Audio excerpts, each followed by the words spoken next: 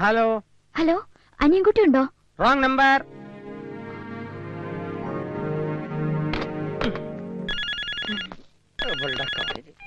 Wrong number ആണെന്ന് പറഞ്ഞല്ലേ? താനെന്തിനാ ചൂടാവണേ?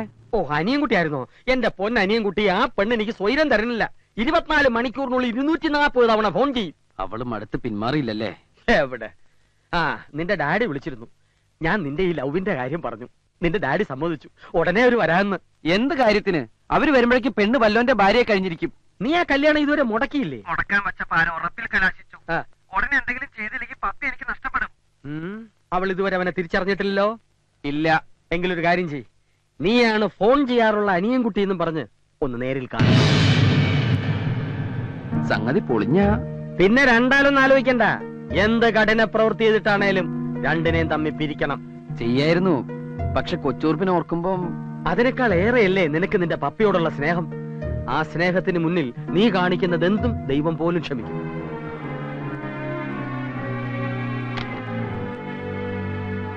ആദ്യം അവളെ ഒന്ന് കാണാം. എക്സാം കഴിഞ്ഞ് പിറ്റേന്ന് തന്നെ മടങ്ങണം കേട്ടോ ആന്റി. തലേന്ന് രാവിലെ തന്നെ പെണ്ണിനെ ഇവിടെ എത്തിച്ചേക്കാം പോരെ?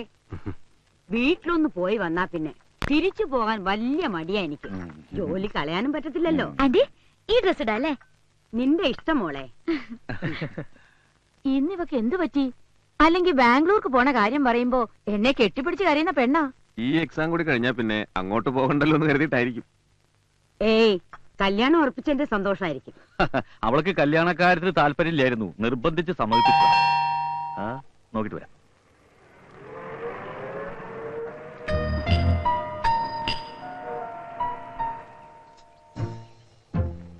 എന്നെ മനസ്സിലായോ?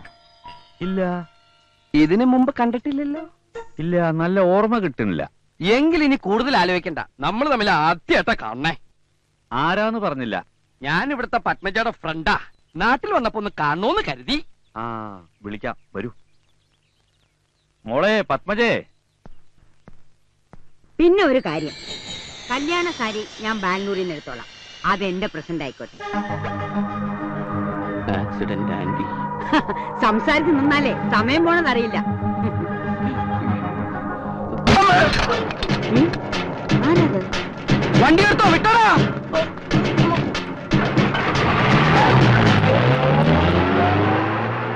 അയാളെവിടെ പോയോ? ആരാച്ചാ വന്നത്? ഇവളെ കാണാന്ന് പറഞ്ഞു വന്നതാ. എന്നെ കാണാനോ? പിന്നെന്തിനാ അവൻ ഓടിയത്? ഇനി വല്ല കള്ളനുമായിരിക്കോ? ഒരു കള്ള ലക്ഷണം അവനുണ്ടായിരുന്നു. ആരെങ്കിലും ആവട്ടെ മോളെ, നമുക്ക് ട്രെയിനിന് സമയമായി, ഇറങ്ങാം. ആ കൊച്ചുകുറുപ്പിനെ കണ്ടില്ലല്ലോ. വരും മുതലാളി, വരും.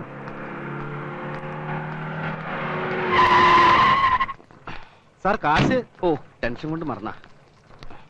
എന്നാ മോർഫിംഗ്. അതെ, മോർഫിംഗ്. കേട്ടോ സാർ, സൂക്ഷിച്ചു പോ.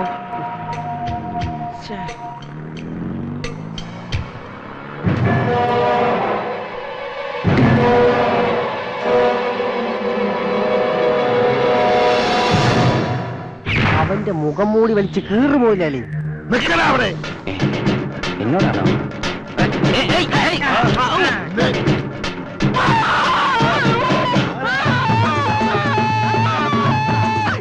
എന്താ പ്രശ്നം?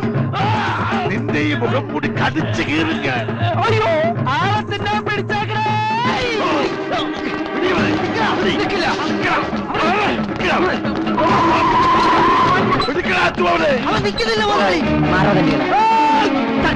നോക്കി നിൽക്കാൻ അവനെ പിടിയണ പട്ടികളെ.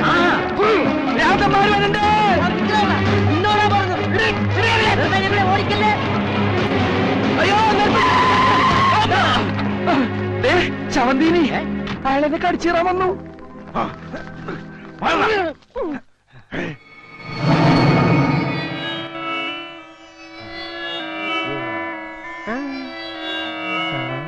കളിച്ച് കളിച്ച് ഇയാൾ മേലുപദ്രവം തുടങ്ങിയോ?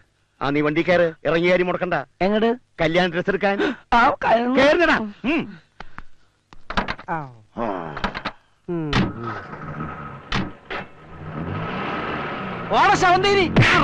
മുതലാളി അവര് രണ്ടുപേരെയും ശ്രദ്ധിച്ചായിരുന്നോ? അത് രണ്ടും കൂടെ ഒന്നല്ല, രണ്ടാ. അപ്പോഴിത് മോർഫിംഗ് അല്ല, തെറ്റുപറ്റിയത് നമുക്കാ. മുതലാളി, ഞാൻ വായിച്ചെല്ലാം പഠിച്ചു. ഇതൊരു പുതിയ ടെക്നിക്കാണ്. ഒരാളെ രണ്ടാളാക്കി മാറ്റുന്ന വിദ്യ. ഇതിനെ ക്ലോണിംഗ് എന്ന് പറയും. എന്താ ക്ലോണിംഗ്. ഇതിന് ക്ലോസിംഗ് എന്ന് പറയും. നിന്റെ ചാപ്റ്റർ ക്ലോസ്.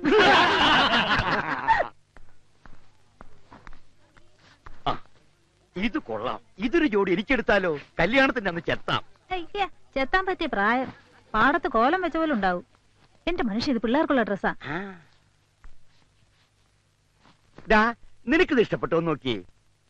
എനിക്ക് കല്യാണത്തിന് ഇഷ്ടമല്ല, പിന്നെയല്ലേ ഡ്രസ്. എന്തെങ്കിലും ഒരു വഴി ആലോചിക്കണം.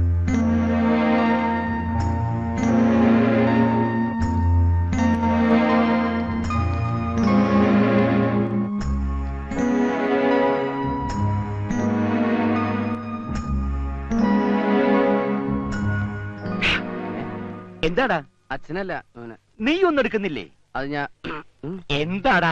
അല്ല, അപ്പുറത്ത് നല്ല സെലക്ഷൻ ഉണ്ട്. ചെന്ന് നോക്കടാ. ആ പിന്നെ രുക്മിണി, എനിക്ക് ഈ കല്യാണത്തിൽ നിന്ന് രക്ഷപ്പെടാൻ ഞാനൊരു വഴി കണ്ടുപിടിച്ചു. അല്പം സാഹസമാണ്, റിസ്ക് ഉണ്ട്, എന്നാലും പറയാം. പറയടാ. കല്യാണത്തിന്റെ അന്ന് രാവിലെ ഇവിടുന്നുള്ള ഫസ്റ്റ് ട്രെയിനിൽ നീ ഒളിച്ചോടുന്നു. ബാംഗ്ലൂരിലുള്ള എന്റെ വീട്ടിൽ നീ എത്തുന്നു. അവിടെ ചെന്ന് നീ നിന്റെ പത്മജിയെ കണ്ടെത്തുന്നു. എന്താ ആലോചിക്കണേ?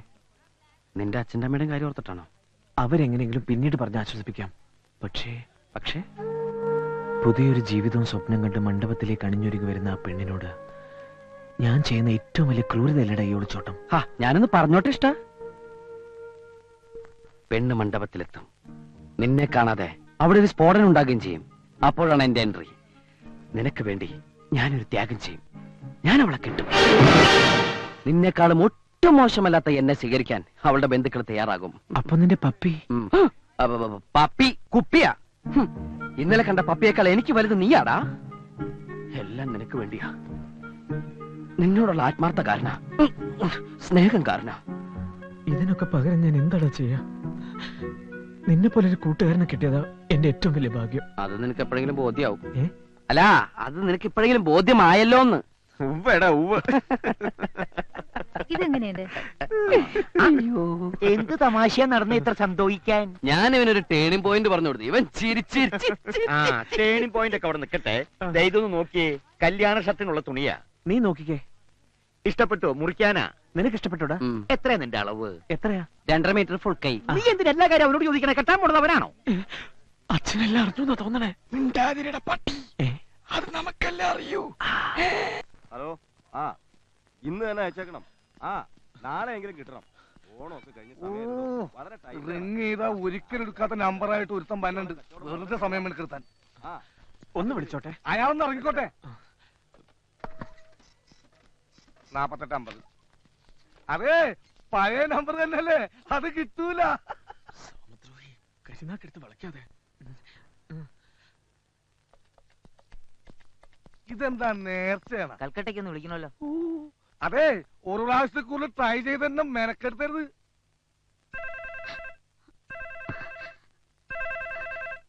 ഹലോ ഹലോ ഹലോ, ഞാനാ.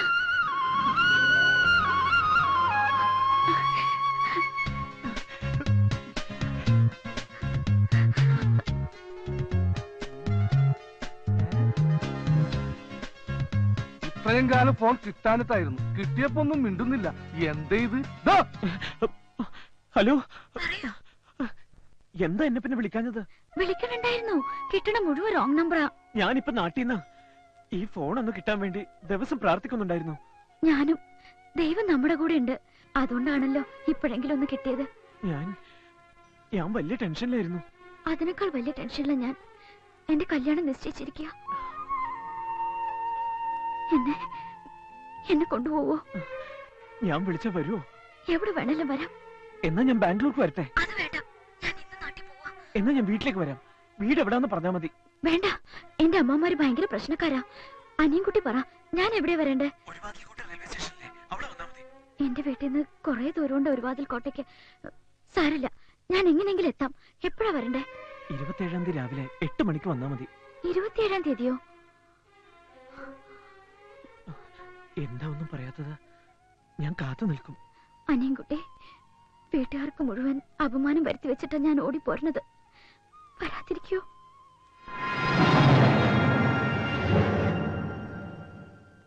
വന്നില്ലെങ്കിൽ ഞാൻ ഈ ലോകത്ത് ജീവിച്ചിരിപ്പില്ലെന്ന് കരുതിയാൽ മതി.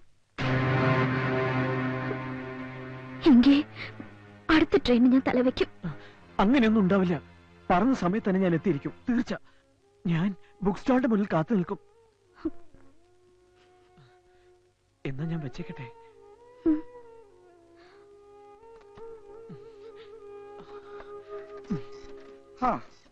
കൽക്കട്ട കൽക്കട്ട. ഇത്രയും നാള് വിളിച്ചിട്ട് കിട്ടാത്തതിലുള്ള നഷ്ടമൊക്കെ നികത്തി തന്നെ നന്ദി. ഇതാ ബില്ല് 740 രൂപ. ഇന്നാ 800 രൂപയുണ്ട്, ആ. ബാക്കി താമസം. എന്തൊരു തങ്കപ്പെട്ട മനുഷ്യൻ. ഞാൻ തെറ്റിദ്ധരിച്ച് ഇടക്കിടക്ക് വരണേ. എന്നാ ഞാൻ പോട്ടെ, വേഗം കൊടുക്ക്. അതെ, നമുക്ക് ഈ ബസ് വേണ്ട. അതിന് പകരം 10 അംബാസഡർ കാർ ആയിക്കോട്ടെ. പിന്നെ ചെക്കനും പെണ്ണിനും ഇരിക്കാൻ ഒരു CN. ഈ കാറുകൾ ഇങ്ങനെ നിരനിരയായി നമ്മുടെ പച്ചപ്പട്ട് വിരിച്ച ഗ്രാമത്തിലൂടെ പോകുന്നത് ഒന്ന് സങ്കല്പിച്ചു നോക്കിയേ. സങ്കല്പിച്ചോ? സങ്കല്പിച്ചു. സംഗതി നല്ല സുഖമുണ്ട്. എടാ ചെറുക്ക, നീ എന്നെ കുളിപ്പിച്ച് കിടത്തുന്ന ലക്ഷണമാണല്ലോ. അച്ഛാ, ഈ കല്യാണം ജീവിതത്തിൽ ഒരിക്കലേ ഉള്ളൂ. അവിടെ പണം ഒരു പ്രശ്നമാക്കരുത്. മൊത്തം ബില്ലിംഗ് തന്നെ I will pay. എനിക്ക് ഒറ്റ ദുഃഖേ ഉള്ളൂ, ഈ കല്യാണം കാണാൻ എന്റെ ഡാഡി മമ്മി ഇവിടെ ഇല്ലല്ലോ. പാവങ്ങൾ. ഉടനെ ഒരു കമ്പി അടിച്ചാ വരുമോ? ബുദ്ധിമുട്ടാ. ആ കുഴപ്പമില്ല, അവരെ നമുക്ക് വീഡിയോ കാണിക്കാം. ആ പിന്നെ സദ്യക്ക് ബോളി ഉണ്ട്.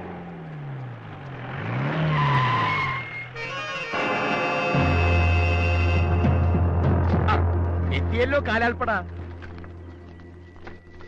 നമസ്കാരം. ആ ഉണ്ണിത്താന്റെ ആക്രമണം ഏത് നിമിഷത്തിലും ഉണ്ടാകാം. അതിലൊരു മുൻകരുതലാ. ഇവരെ ഷൊർണൂര് രാഷ്ട്രീയ ഗുണ്ടകളാ, ചോരകൻ തറപ്പ് മാറിയവർ. വിശ്വസിച്ചേൽപ്പിക്കാം.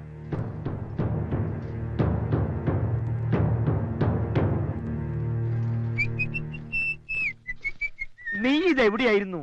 ഇതൊരു കല്യാണ വീടാ. മണവാളിനെ പലരും തിരക്കും.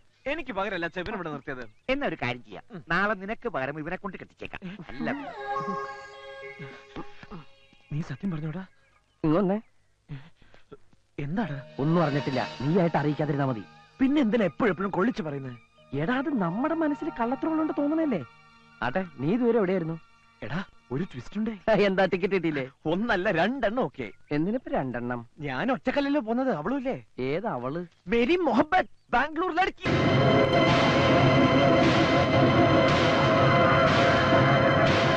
അതേടാ, എനിക്ക് അവളെ ഫോണിൽ കിട്ടി. അവളുടെ കല്യാണമൊന്നും, പക്ഷെ എന്റെ കൂടെ ഇറങ്ങി വരാന്ന് പറഞ്ഞു. എന്നിട്ടൊരു ചോദ്യം, ഞാൻ വരാതിരിക്കുമെന്ന്. ഞാൻ എത്തിയില്ലെങ്കിൽ ചത്തൂന്ന് കരുതിയാൽ മതി എന്ന് ഞാൻ പറഞ്ഞു. അപ്പൊ അവള് പറയാ, എന്നാ അടുത്ത ട്രെയിൻ അവൾ തലവെക്കുമെന്ന്. എന്തൊരു സ്നേഹമല്ലട അവൾ. ആ, അടയാളം കണ്ടുപിടിക്കാൻ വേണ്ടി ഞാൻ ആ ബുക്ക് സ്റ്റാളിന് മുമ്പിൽ നിൽക്കാന്നാ പറഞ്ഞത്. എന്തു പറ്റിടാ? ഒന്നുമില്ല. ഈ വിഷയത്തിലൊന്നും നീ ഇടപെടണ്ട. ഫുൾ സ്വിംഗിൽ അച്ഛന്റെ കൂടെ നിന്നോണം. എല്ലായിടത്തും നിന്റെ വക്രബുദ്ധി പ്രവർത്തിക്കണം. മോനെ, നിങ്ങൾ അവിടെ എന്തെടുക്ക? ആ ഉണ്ണിത്താൻ ഇങ്ങോട്ട് പുറപ്പെടാൻ അവിടെ പടയൊരുക്കം നടത്തുന്നു. ഇവിടെ നടക്കുന്നതൊക്കെ അയാൾ അറിഞ്ഞു. ഇതേ മുഹൂർത്തത്തിൽ നിന്നെ കൊണ്ടുപോയി ബലമായിട്ട് കെട്ടിക്കാനുള്ള പരിപാടിയാ.